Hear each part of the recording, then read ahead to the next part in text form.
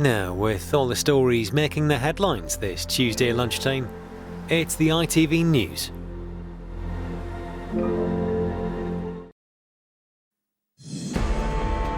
The disgraced entertainer Rolf Harris dies aged 93. He was once one of the most popular showbiz stars on TV, but his reputation was left in tatters after he was unmasked as a serial paedophile. Also this lunchtime, a call for calm in Cardiff after riots overnight. The Prime Minister describes the violence as appalling.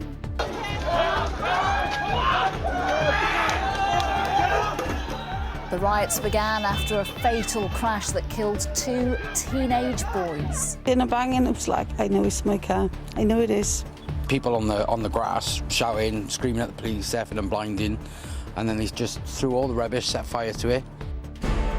The search for Madeleine McCann at a Portuguese reservoir will have the latest. The new student migration visa rules from a Home Secretary under pressure over her conduct, and the public will expect the department to protect its own, sweep this under the carpet. Don't. the A-list actor heading back to Ramsay Street for the Neighbours reboot.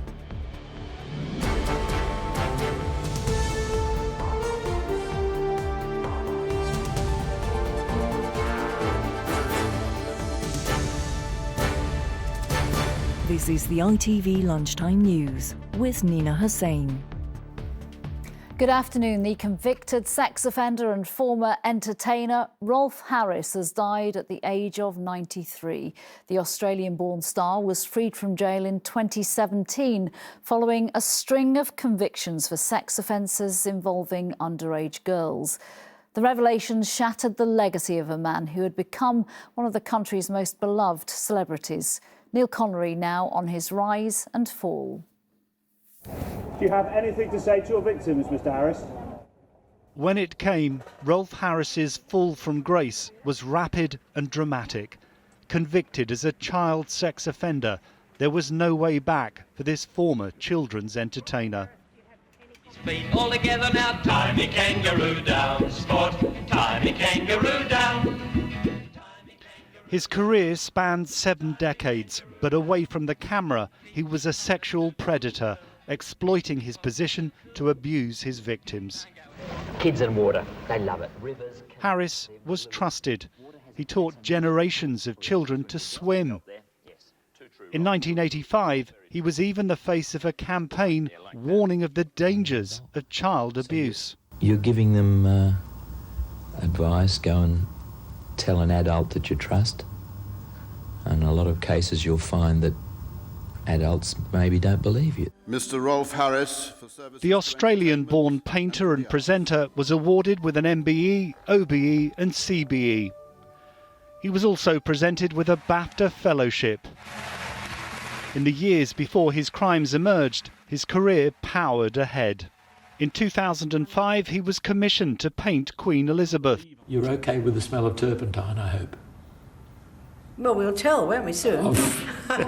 He performed at the 2012 Diamond Jubilee concert. As his young playmate said. One of his victims, watching at home, decided to go to the police. It came as the Metropolitan Police led Operation U-Tree into sexual abuse allegations against paedophile Jimmy Savile and others was about to begin. Harris's victims felt empowered to come forward. He was convicted on 12 counts of indecent assault between 1968 and 1986. One conviction was later quashed. One of his victims was his daughter's friend, with whom he'd had a sexual relationship. He wrote to the girl's father in 1997, claiming his actions were from a feeling of love and friendship. Another victim spoke to ITV News about her fury at his behaviour. He's a nasty man who took advantage of his position, exploited that to the very utmost. Why won't you apologise, Mr. Harris? Throughout his trial, Harris never apologised to his victims. Tonya Lee was 14 when Harris assaulted her. I hate that he's ruined my life and that he doesn't even acknowledge it. On the morning he was sentenced, he was seen at the rear of this boat as he began his journey from his luxury Berkshire home. He was given 5 years and 9 months. The judge told him his reputation was in ruins and that he had no one else to blame but himself. He was released on licence from Stafford Prison 3 years later. His health began to deteriorate in recent years. Behind the public face of one of Britain's best-known celebrities lay a terrible darkness which defines his legacy. For his victims, the performer's friendly public face could not have been further from the reality. Neil Connery, ITV News. The police, the council and religious leaders are calling for calm in Cardiff after riots overnight. The Prime Minister described the scenes as appalling and unacceptable. Yesterday evening, 2 teenage boys were killed in a crash in one of the city's suburbs. No one yet knows the cause of what happened next, but around 150 people were involved in the violence that saw cars set on fire, rocks and fireworks thrown at police and several officers being injured. It went on until the early hours. Martha Fairley has the latest. In the aftermath of a night of riots in the Ely neighbourhood of Cardiff, this morning residents faced the grim reality. Streets blocked by debris and vandalised cars. The remains of a fridge still smouldering on the tarmac. Charred ground where vehicles were set on fire, while their petrified owners hid inside. A doorbell camera recorded the moment Jane Palmer's car went up in flames. I could hear him effing and blinding and banging. It was like, I know it's my car. I know it is. My daughter woke up, we could just shout, and there was people on the grass shouting, screaming at the police, effing and blinding.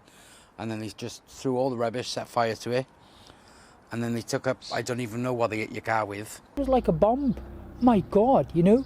And it exploded. And they were trying to fire that white car and these taxis over there. But luckily, police officer, saved these 2 cars, South Wales police were called to a road traffic accident on Snowdon Road in which 2 teenage boys died shortly after 6 o'clock last night.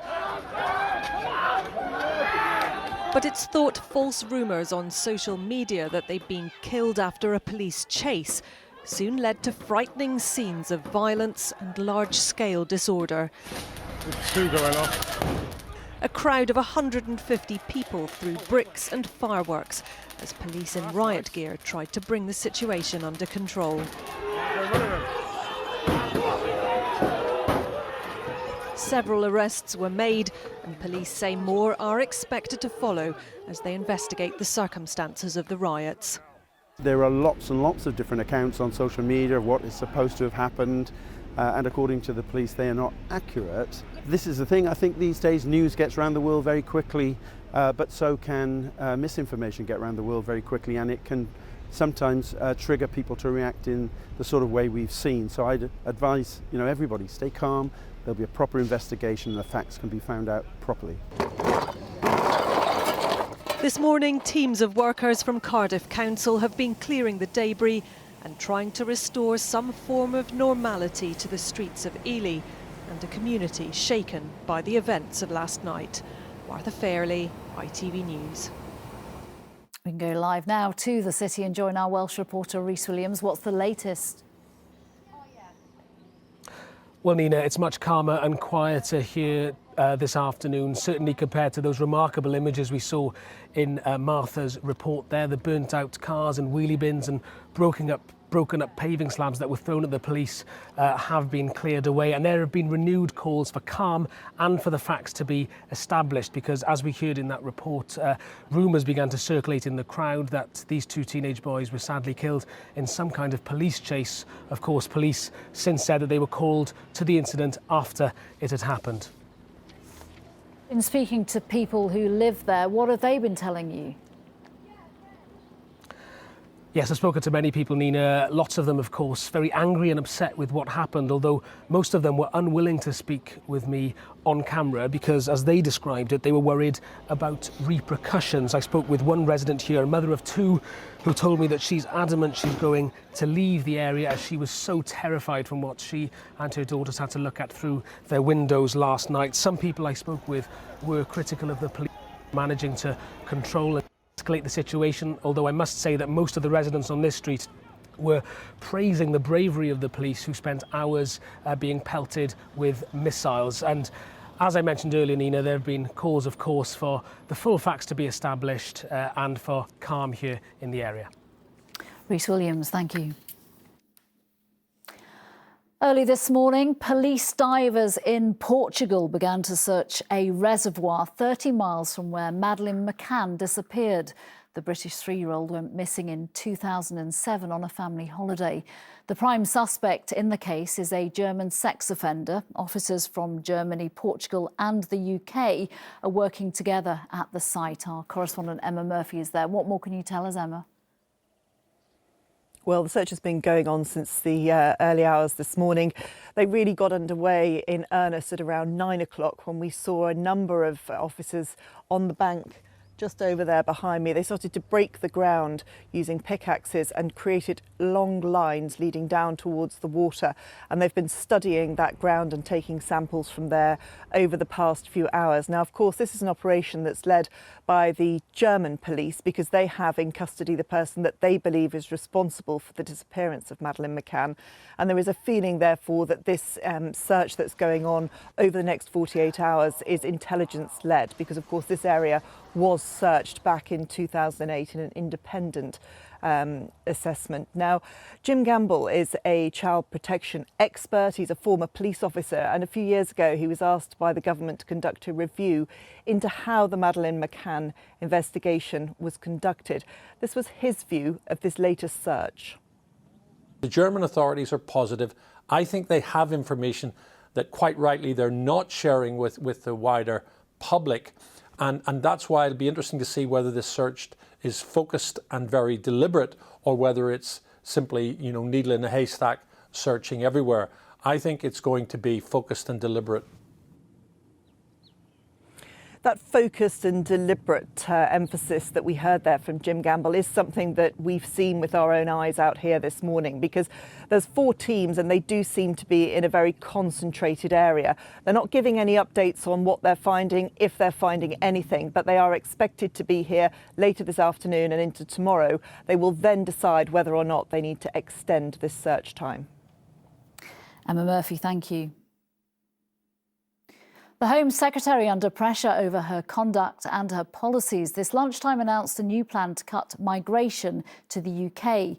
Most international students will no longer be able to bring their families into the country. Our political correspondent Carl Dinnan is at Westminster. Carl, how much difference could this make to net migration? Well, it certainly has the potential to make a difference. The Prime Minister's official spokesman said today it was the most significant tightening of migration policy in recent years, and certainly it does target an area that has expanded massively over the last 3 or 4 years. The government says the number of dependents coming with international students has gone up 8-fold from 16,000 in 2019 to 136,000 last year. So this is clearly a big area. Certainly, if the government is to achieve the Prime Minister's aim of bringing down net migration, they've got to do something because it has been rocketing since the pandemic. And on Thursday, we will get more net migration figures, which are again expected to show a record high. Now, this measure was reported to be one of those under consideration, but that the Home Secretary herself wanted to go much further. For example, stopping students being able to stay on after their courses for a couple of years. That's not happening. That is a battle she seems to have lost. And Carl, her position is still uncertain this lunchtime. Yeah, that's right. The Prime Minister is still deciding whether or not to launch an investigation into whether or not she improperly asked civil servants to get involved in her handling of a speeding issue. He has spoken to her, he's spoken to his ethics advisor, he's asked for more information, and I expect him to tell us whether or not he will launch that investigation pretty soon, in all likelihood before Prime Minister's questions tomorrow. Carl Dinnan, thank you. Food inflation has fallen slightly for a second month, according to the latest figures, but that'll be little comfort to anyone doing a supermarket shop right now. It means prices are still rising, just at a slower rate, so overall we're paying an extra £833 a year for what we eat. The government was warned today food prices are set to overtake energy bills as the epicentre of the cost of living crisis. So will the Chancellor meeting food manufacturers today to discuss the issue help? Here's our political correspondent, Romilly Weeks. It's become an unavoidable part of the weekly shop, noticing how much more the same items are costing when you get to the till. These shoppers this morning would welcome the government doing something about it. It's gone crazy. I just bought some very few things and it cost me £9. I couldn't believe it. I had to cut back a bit, but also go for cheaper labels for the saving the money, you know. It's inflation. Don't know what you can do about it, really. The latest figures for May showed food prices are 17.2% higher than the same period last year. Although that is a slight fall on the previous 2 months, it still means an extra £833 on the average household food bill. The average cost of 4 pints of milk, for example, has come down by 8p since last month, but is still 30p higher than this time last year. Today, the Chancellor is meeting food manufacturers to ask them to help bring prices down.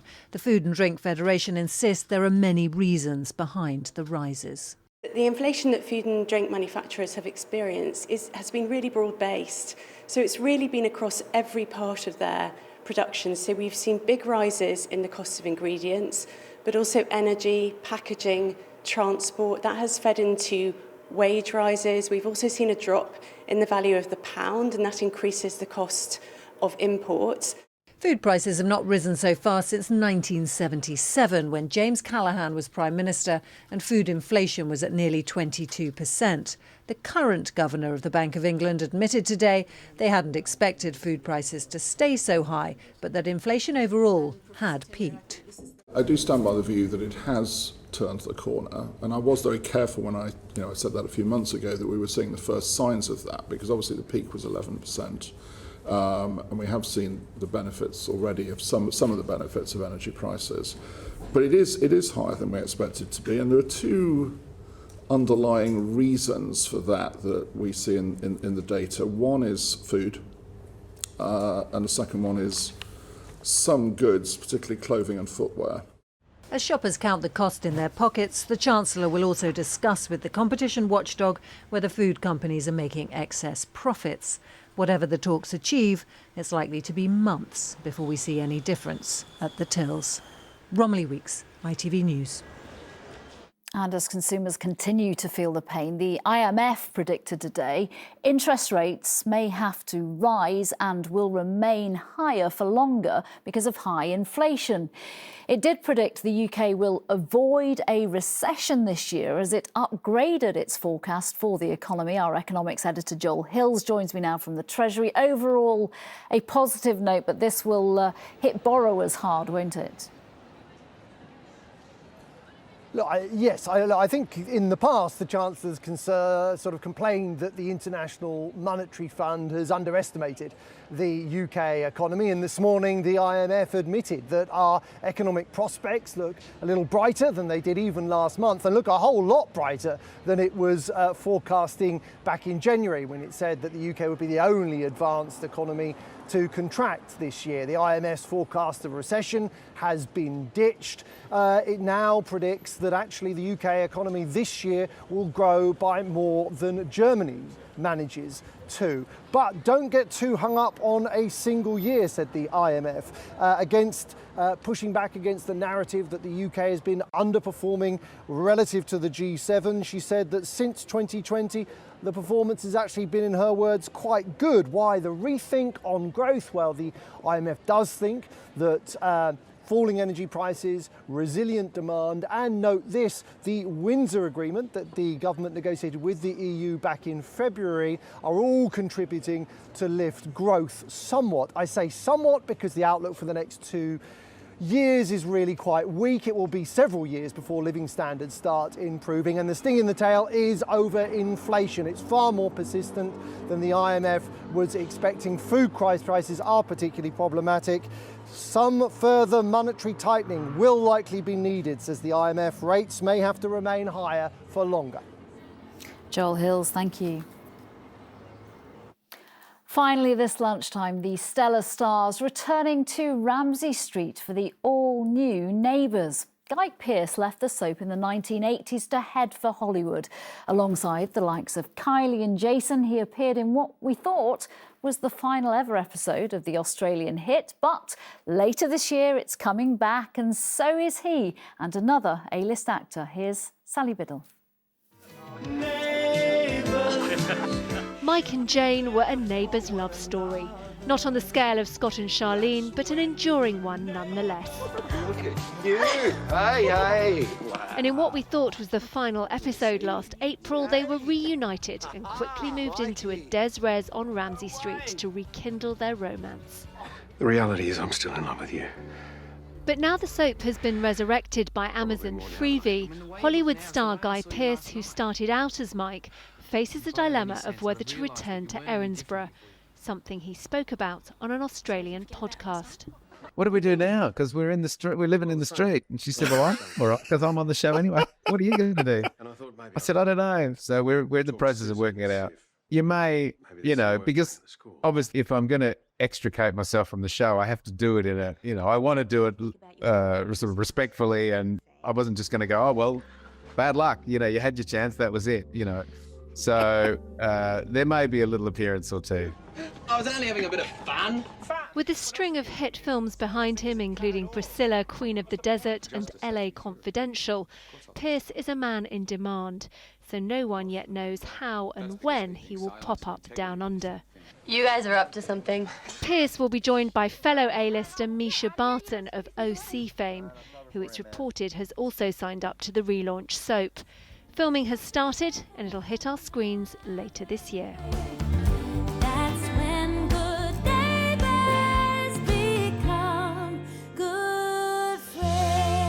Sally Biddle, ITV News. That's it this lunchtime. The news where you are is next from me. Bye-bye.